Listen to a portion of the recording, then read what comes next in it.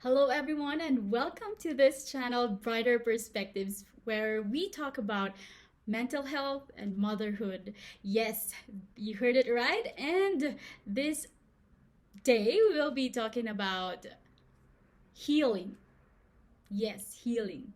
I know a lot of us have overcome a lot already, especially with this pandemic, but I know that there are also a lot of wounds, a lot of hurts that we have ignored for many, many years, probably, and that are affecting us in many ways that we are not aware of. So, let me start by sharing with you a story. When I was young, we lived in the province, and there is this place where I and my classmates would go and climb up trees. And one time, when we finished playing around and it was time to go home, so we had to go down the tree. And unfortunately, I slipped. And I was actually wearing a skirt at that time. So my legs got bruised and it was really painful. I was really hurting. One of the classmates, one of my classmates was my cousin. My cousin actually helped me get down, and with a concerned look, I knew he was going to tell my parents about it.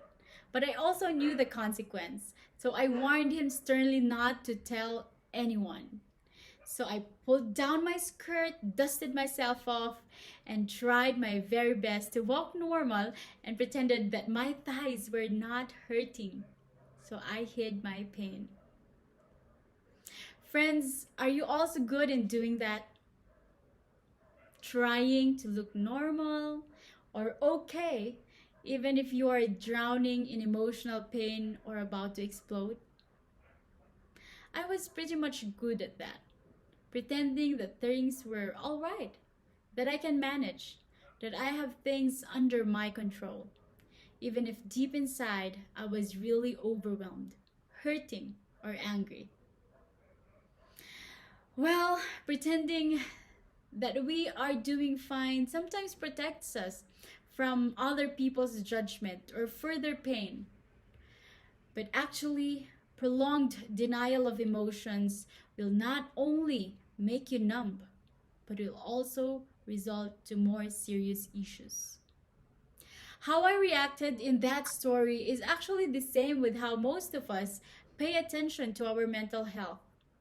We experience stress in our relationships, at work, or at school, and we just shrug them off, saying, "It's okay, I'm okay." And we experience heartbreak, sometimes singles, hello there, singles. And we don't give our time for our hearts to heal because pride is there, maybe, saying, it's his loss, or it's her loss. Or maybe our friends would say, there are many fishes in the sea. And we don't allow ourselves to move on. Or maybe we lost the loved one, especially in this time of pandemic. And we try to look strong because we don't want to be pitied upon.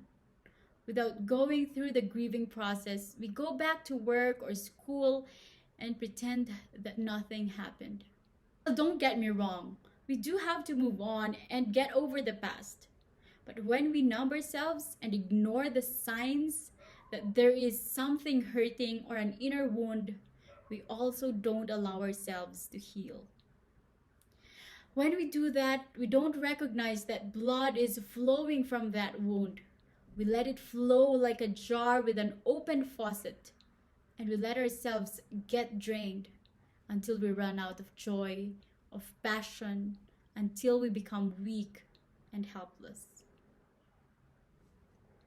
In my book, Brighter Perspectives, I shared stories and tips to be able to journey toward healing so that we can unlock ourselves from our prisons, how we can love ourselves more so that we can love others better, and lastly, on how we can harness joy and live the life that we wanted to.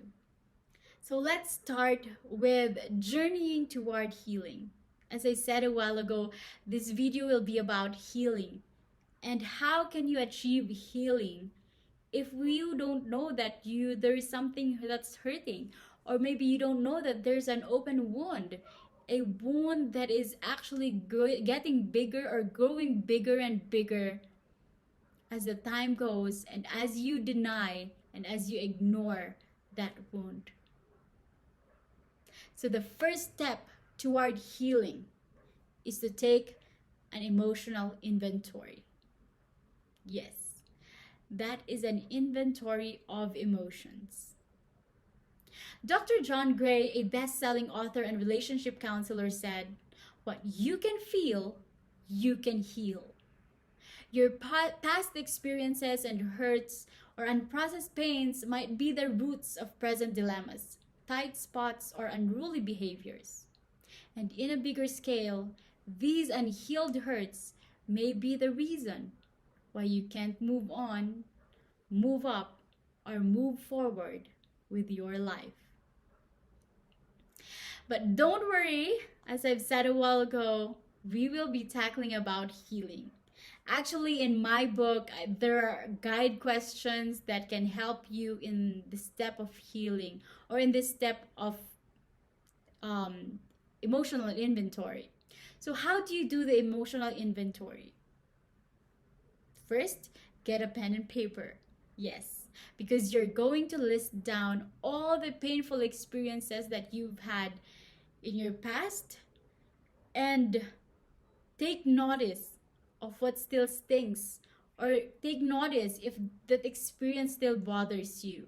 That experience might have happened when you were still 6, 7, or 8 years old, probably an abuse, or you witnessed something that's gross, or an accident, probably, or probably in your high school days, or in the recent years, there were some painful experiences like heartbreak or a death of a loved one, and maybe you have not grieved enough, or maybe you have not given yourself enough time to heal or go through the process. Now is the time. So list down all those experiences. So after listing down those experiences or events that happened in your life, check whether you still feel pain or does it still bother you. So look into that and try to feel it in your heart. If it feels light, then put a check mark on it. But if it feels heavy or you still feel a little sting, then put an X mark on it. And those are the things that we can get back to. Now let's move forward to the second step in healing. That is, of course, to take action. Wow, so fast you say. Don't worry, it's still a process. And we're not saying that as you recognize the pain or the emotion that you would immediately act upon it. You can actually give yourself some time to reflect and to be silent, to be still.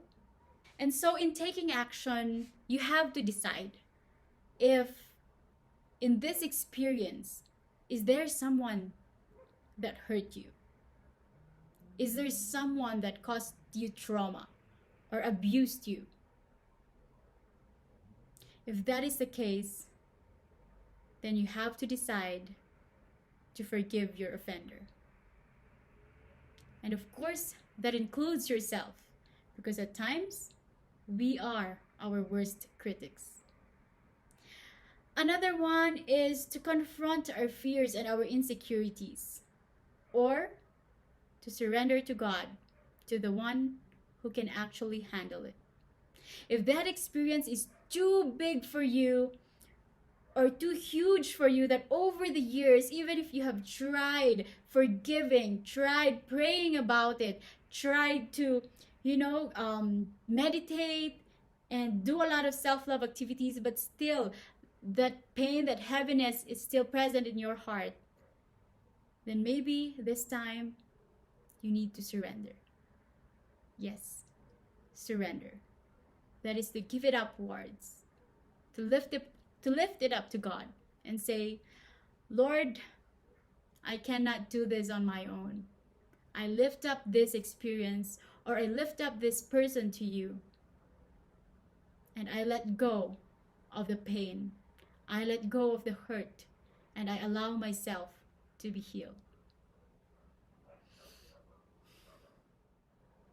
When we are able to go back to the past and heal the wounds and hurts that we have experienced, then we can be able to move forward with lightness, with joy, because there are no more baggages pulling us down and hindering us from experiencing the true joy of life.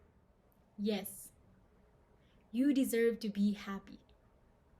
And the good news is, you have the key to unlock happiness. Allow yourself to be freed from the shackles that prevent you from moving on. There you go, my friends. Thank you so much for watching this video, and I hope that you got one or two takeaways for today. I pray that whatever pain, whatever struggle, whatever wound that is present in your heart, that it may be healed.